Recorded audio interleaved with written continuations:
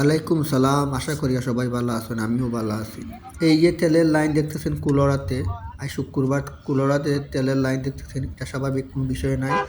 অন্যান্য দেশে Europe, America, কাতার, Dubai তেল না থাকলেও যথেষ্ট পরিমাণ তেল আছে বললেন গাঞ্জাকুর খায়রুল দেওয়ান। উনি আরও জানান যে আমেরিকা ডোনাল্ড ট্রাম্প কান্নায় বেসে পড়েছেন এবং উনি বলছেন বাংলাদেশের সাথে চুক্তি করবেন তেল নেওয়ার জন্য। উনি তেলের লাগি আমেরিকায় কোনো তেল নাই, উনি কান্না করছেন, জানালেন গাঞ্জাকুর খায়রুল দেওয়ান। উনি আরও জানান বাংলাদেশে যে পরিমাণ তেল আছে, মানুষ তেল লাইন ধরিয়ে তেল 3 ঘন্টা লাইনে পড়ে তেল নিচ্ছেন, এরপরেও তারা কোনো কষ্ট হয় নাই বলে দাবি করেন গাঞ্জাকুর রাষ্ট্রমন্ত্রী খায়রুল দেওয়ান।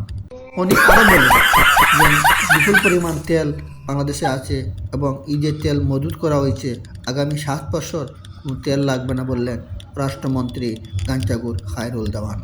বাইকারেরা তেল পাচ্ছেন বলে ওনারা ধন্যবাদ জানালেন বাইকারেরা যে তেল পাইতে কোনো সমস্যা নাই, 3 ঘন্টা লাইন নিয়ে তেল পাচ্ছেন, এর প্রতিও তারা অনেক খুশি ও ধন্যবাদ জানালেন গাঞ্জাকুর খায়রুল দেওয়ান।